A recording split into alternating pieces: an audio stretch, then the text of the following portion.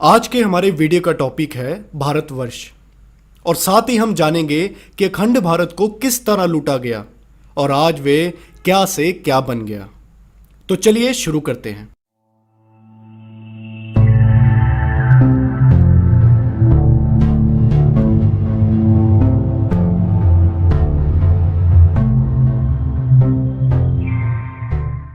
आज से करीब 1200 से 1300 साल पहले भारत अखंड भारत हुआ करता था, जिसमें Afghanistan, Pakistan, Tibet, Nepal, Bhutan, Bangladesh, Burma, Vietnam, Malaysia, Cambodia, Java, Sumatra, Indonesia, Maldives और कई अन्य छोटे मोटे क्षेत्र हुआ करते थे।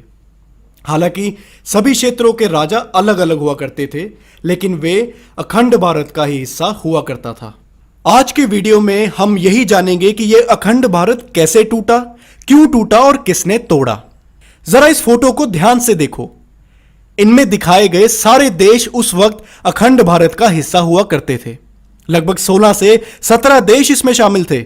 भारतवर्ष की सीमा अफगानिस्तान से लेकर अरुणाचल तक, कश्मीर से लेकर कन्याकुमारी तक, अरुणाचल से इंडोनेशिया तक और अफगानिस्तान से लेकर ईरान के समुद्र तक फैली हुई थी।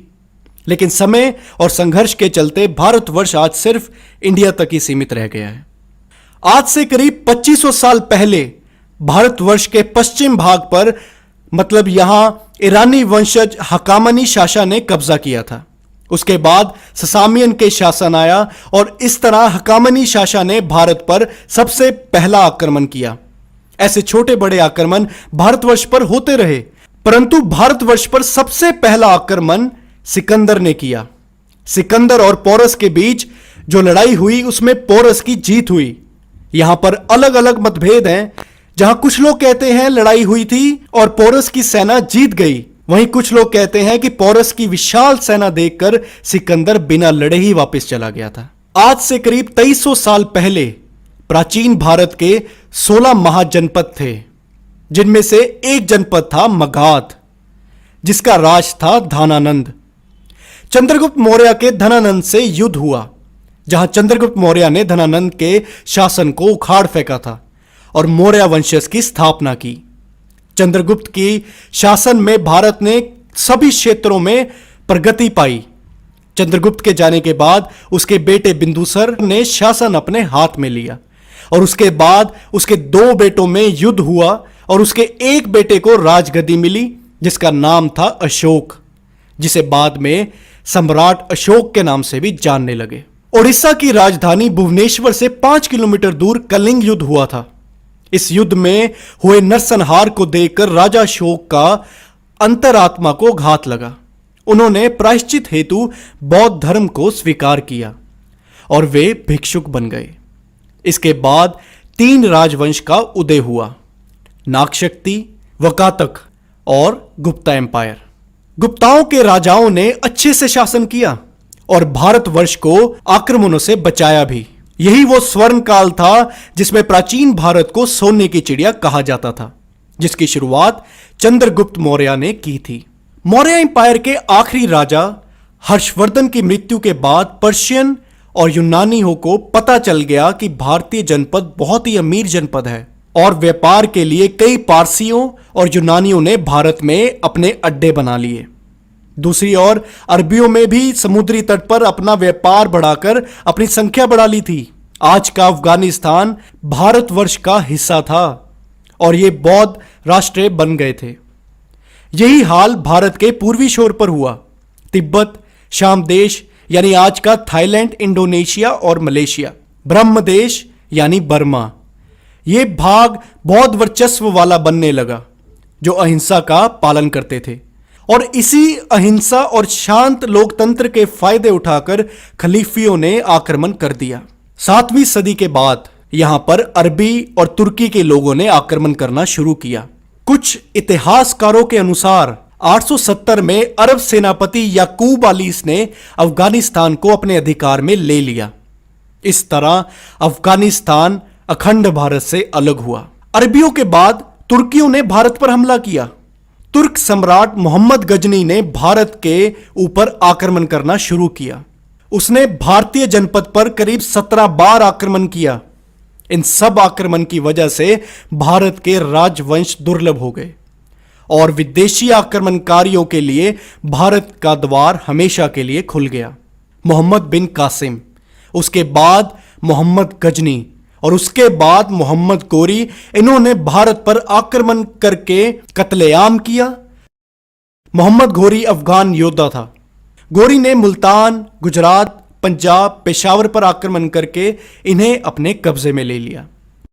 परंतु जब उसका सामना पृथ्वीराज चौहान से हुआ तब उसे बुरी तरह हार का मुंह देखना पड़ा और उसे बंदी बनाया गया। परंतु पृथ्वीराज चौहान ने उसे छोड़ दिया और फिर उसने और भी तेज तैयारी के साथ पृथ्वीराज चौहान पे हमला किया और उन्हें मार दिया।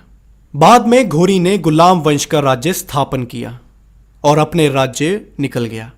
कुतुबुद्दीन ऐबक उसके गुलामों में से एक था जिसने एक साम्राज्य की स्थापना की। कुतुबुद्दीन ऐबक के बाद आया तैमूर। जब तैमूर ने भारत पर आक्रमण किया तब भारत पर तुगलक वंश का शासन था और तैमूर ने तुगलक शासन का अंत कर दिया। तैमूर ने दिल्ली में कत्लेआम कर दिया और वहीं से काशिम को लौटते हुए वो वापस समरखंड चला गया। उसके बाद आया बाबर।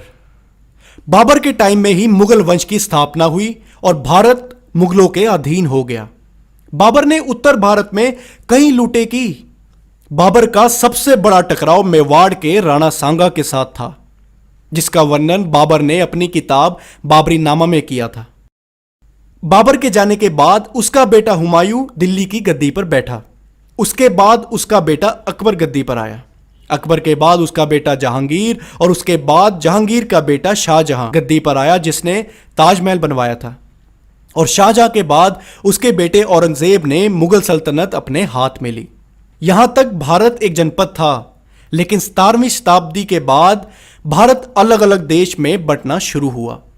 1739 में दिल्ली के बादशाह मोहम्मद शाह अकबर ने अफगानिस्तान यानी आज का अफगानिस्तान ईरान के नादिर खान को सौंप दिया और 1876 में अफगानिस्तान एक इस्लामिक राष्ट्र बना।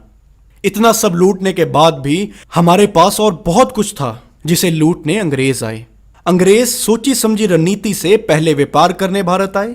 इस टॉपिक के ऊपर हमने एक अलग वीडियो बनाई है, आप वो वीडियो भी देख सकते हो ताकि आपको यह समझ आए कि अंग्रेजों ने किस तरह भारत में घुसकर भारत को गुलाम बना दिया।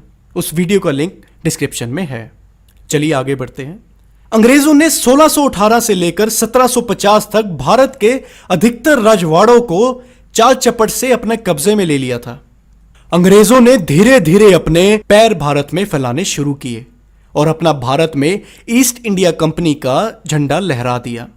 उत्तर और दक्षिण भारत के सभी मुस्लिम, मराठा, सिख, राजपूत और अन्य शासकों का अंत किया गया और फिर अंग्रेजों ने अपनी हुकूमत को आसान बनाने के लिए देश के बड़े बड़े राज्यों को तोड़ना शुरू किया।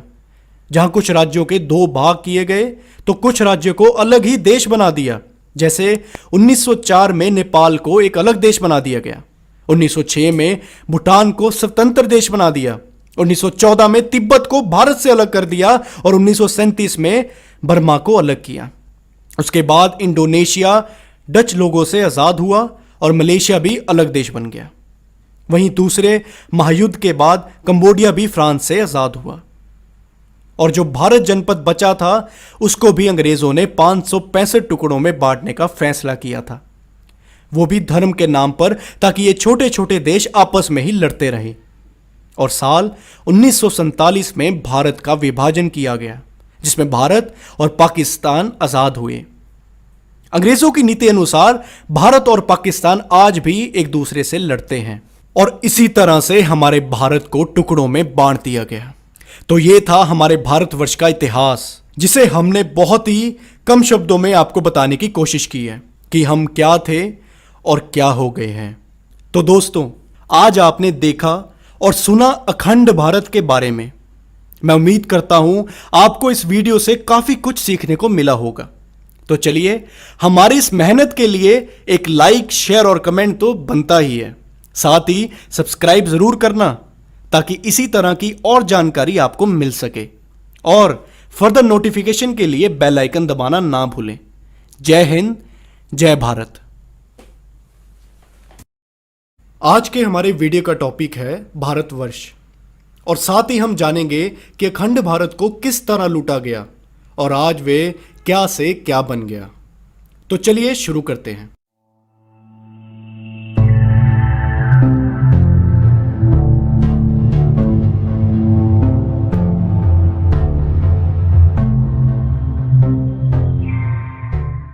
आज से करीब 1200 से 1300 साल पहले भारत अखंड भारत हुआ करता था, जिसमें Afghanistan, Pakistan, Tibet, Nepal, Bhutan, Bangladesh, Burma, Vietnam, Malaysia, Cambodia, Java, Sumatra, Indonesia, Maldives और कई अन्य छोटे मोटे क्षेत्र हुआ करते थे।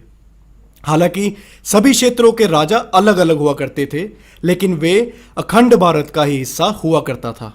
आज के वीडियो में हम यही जानेंगे कि यह अखंड भारत कैसे टूटा, क्यों टूटा और किसने तोड़ा।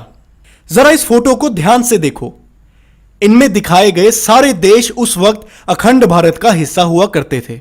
लगभग 16 से 17 देश इसमें शामिल थे। भारतवर्ष की सीमा अफगानिस्तान से लेकर अरुणाचल तक, कश्मीर से लेकर कन्याकुमारी तक, अरुणाचल से इंडोनेशिया तक और अफगानिस्तान से लेकर ईरान के समुद्र तक फैली हुई थी। लेकिन समय और संघर्ष के चलते भारतवर्ष आज सिर्फ इंडिया तक ही सीमित रह गया है। आज से करीब 2500 साल पहले भारतवर्ष के पश्चिम भाग पर, मतलब यहां ईरानी वंशज हकामनी शासक ने कब्जा किया था। उसके बाद ससामियन के शासन आया और इस तरह हकामनी शासक ने भारत पर सबसे पहला आक्रमण किया। ऐसे छोटे बड़े आक्रमण भारतवर्ष पर होते रहे, परंतु भारतवर्ष पर सबसे पहला आक्रमण सिकंदर ने किया। सिकंदर और पोरस के बीच जो लड़ाई हुई उसमें पोरस की जीत हुई। यहां पर अलग अलग मतभेद हैं। जहां कुछ लोग कहते हैं लड़ाई हुई थी और पोरस की सेना जीत गई, वहीं कुछ लोग कहते हैं कि पोरस की विशाल सेना देखकर सिकंदर बिना लड़े ही वापस चला गया था। आज से करीब 2300 साल पहले प्राचीन भारत के 16 महाजनपद थे, जिनमें से एक जनपद था मगध, जिसका राज था धनानंद। चंद्रगुप्त मौर्य के धनानंद से युद्ध हुआ, जहां चंद्रगुप्त मौर्य ने धनानंद के शासन को उखाड़ फेंका था और मौर्य वंशज की स्थापना की।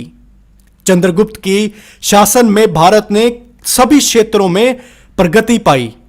चंद्रगुप्त के जाने के बाद उसके बेटे बिंदुसार ने शासन अपने हाथ में लिया और उसके बाद उसके 2 बेटों में युद्ध हुआ और उसके एक बेटे को राजगद्दी मिली, जिसका नाम था अशोक, जिसे बाद में सम्राट अशोक के नाम से भी जानने लगे। ओडिशा की राजधानी भुवनेश्वर से 5 किलोमीटर दूर कलिंग युद्ध हुआ था। इस युद्ध में हुए नरसंहार को देखकर राजा अशोक का अंतरात्मा को घात लगा।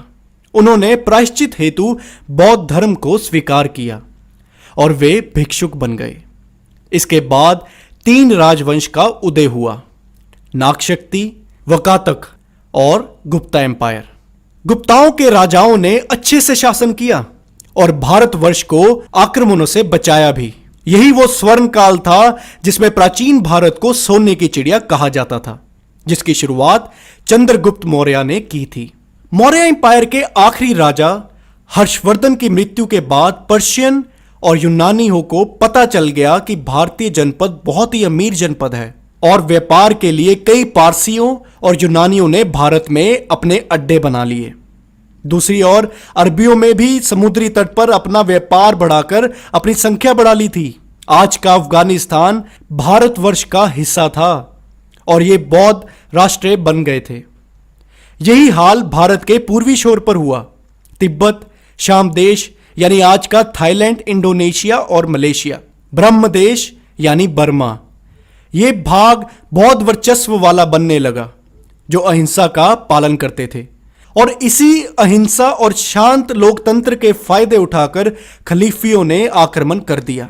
7वीं सदी के बाद यहां पर अरबी और तुर्की के लोगों ने आक्रमण करना शुरू किया। कुछ इतिहासकारों के अनुसार 870 में अरब सेनापति याकूब अलीस ने अफगानिस्तान को अपने अधिकार में ले लिया। इस तरह अफगानिस्तान अखंड भारत से अलग हुआ। अरबियों के बाद तुर्कियों ने भारत पर हमला किया। तुर्क सम्राट मोहम्मद गजनी ने भारत के ऊपर आक्रमण करना शुरू किया। उसने भारतीय जनपद पर करीब 17 बार आक्रमण किया इन सब आक्रमण की वजह से भारत के राजवंश दुर्लभ हो गए और विदेशी आक्रमणकारियों के लिए भारत का द्वार हमेशा के लिए खुल गया। मोहम्मद बिन कासिम, उसके बाद मोहम्मद गजनी और उसके बाद मोहम्मद गोरी, इन्होंने भारत पर आक्रमण करके कत्लेआम किया। मोहम्मद गोरी अफगान योद्धा था। गोरी ने मुल्तान, गुजरात, पंजाब, पेशावर पर आक्रमण करके इन्हें अपने कब्जे में ले लिया। परंतु जब उसका सामना पृथ्वीराज चौहान से हुआ तब उसे बुरी तरह हार का मुंह देखना पड़ा और उसे बंदी बनाया गया। परंतु पृथ्वीराज चौहान ने उसे छोड़ दिया और फिर उसने और भी तेज तैयारी के साथ पृथ्वीराज चौहान पे हमला किया और उन्हें मार दिया। बाद में घोरी ने गुलाम वंश का राज्य स्थापन किया और अपने राज्य निकल गया। कुतुबुद्दीन ऐबक उसके गुलामों में से एक था जिसने एक साम्राज्य की स्थापना की। कुतुबुद्दीन ऐबक के बाद आया तैमूर। जब तैमूर ने भारत पर आक्रमण किया तब भारत पर तुगलक वंश का शासन था और तैमूर ने तुगलक शासन का अंत कर दिया। तैमूर ने दिल्ली में कत्लेआम कर दिया और वहीं से काशिम को लौटते हुए वो वापस समरखंड चला गया। उसके बाद आया बाबर। बाबर के टाइम में ही मुगल वंश की स्थापना हुई और भारत मुगलों के अधीन हो गया। बाबर ने उत्तर भारत में कई लूटें की। बाबर का सबसे बड़ा टकराव मेवाड़ के राणा सांगा के साथ था, जिसका वर्णन बाबर ने अपनी किताब बाबरी नामा में किया था। बाबर के जाने के बाद उसका बेटा हुमायूं दिल्ली की गद्दी पर बैठा। उसके बाद उसका बेटा अकबर गद्दी पर आया। अकबर के बाद उसका बेटा जहांगीर और उसके बाद जहांगीर का बेटा शाहजहां गद्दी पर आया, जिसने ताजमहल बनवाया था। और शाहजहां के बाद उसके बेटे औरंगजेब ने मुगल सल्तनत अपने हाथ में ली। यहां तक भारत एक जनपद था, लेकिन 17वीं शताब्दी के बाद भारत अलग अलग देश में बंटना शुरू हुआ। 1739 में दिल्ली के बादशाह मोहम्मद शाह अकबर ने अफगानिस्तान यानी आज का अफगानिस्तान ईरान के नादिर खान को सौंप दिया और 1876 में अफगानिस्तान एक इस्लामिक राष्ट्र बना। इतना सब लूटने के बाद भी हमारे पास और बहुत कुछ था जिसे लूटने अंग्रेज आए। अंग्रेज सोची समझी रणनीति से पहले व्यापार करने भारत आए। इस टॉपिक के ऊपर हमने एक अलग वीडियो बनाई है, आप वो वीडियो भी देख सकते हो ताकि आपको यह समझ आए कि अंग्रेजों ने किस तरह भारत में घुसकर भारत को गुलाम बना दिया। उस वीडियो का लिंक डिस्क्रिप्शन में है। चलिए आगे बढ़ते हैं। अंग्रेजों ने 1618 से लेकर 1750 तक भारत के अधिकतर राजवाड़ों को चाल चपट से अपने कब्जे में ले लिया था। अंग्रेजों ने धीरे धीरे अपने पैर भारत में फैलाने शुरू किए और अपना भारत में ईस्ट इंडिया कंपनी का झंडा लहरा दिया। उत्तर और दक्षिण भारत के सभी मुस्लिम, मराठा, सिख, राजपूत और अन्य शासकों का अंत किया गया और फिर अंग्रेजों ने अपनी हुकूमत को आसान बनाने के लिए देश के बड़े बड़े राज्यों को तोड़ना शुरू किया। जहां कुछ राज्यों के 2 भाग किए गए तो कुछ राज्यों को अलग ही देश बना दिया। जैसे 1904 में नेपाल को एक अलग देश बना दिया गया, 1906 में भूटान को स्वतंत्र देश बना दिया, 1914 में तिब्बत को भारत से अलग कर दिया और 1937 में बर्मा को अलग किया। उसके बाद इंडोनेशिया डच लोगों से आज़ाद हुआ और मलेशिया भी अलग देश बन गया। वहीं दूसरे महायुद्ध के बाद कंबोडिया भी फ्रांस से आज़ाद हुआ और जो भारत जनपद बचा था उसको भी अंग्रेजों ने 565 टुकड़ों में बांटने का फैसला किया था, वो भी धर्म के नाम पर, ताकि ये छोटे छोटे देश आपस में ही लड़ते रहे। और साल 1947 में भारत का विभाजन किया गया, जिसमें भारत और पाकिस्तान आज़ाद हुए। अंग्रेजों की नीति अनुसार भारत और पाकिस्तान आज भी एक दूसरे से लड़ते हैं और इसी तरह से हमारे भारत को टुकड़ों में बांट दिया गया। तो ये था हमारे भारतवर्ष का इतिहास, जिसे हमने बहुत ही कम शब्दों में आपको बताने की कोशिश की है कि हम क्या थे और क्या हो गए हैं। तो दोस्तों, आज आपने देखा और सुना अखंड भारत के बारे में। मैं उम्मीद करता हूं आपको इस वीडियो से काफी कुछ सीखने को मिला होगा। तो चलिए, हमारी इस मेहनत के लिए एक लाइक, शेयर और कमेंट तो बनता ही है। साथ ही सब्सक्राइब जरूर करना ताकि इसी तरह की और जानकारी आपको मिल सके और फर्दर नोटिफिकेशन के लिए बेल आइकन दबाना ना भूलें। जय हिंद, जय भारत।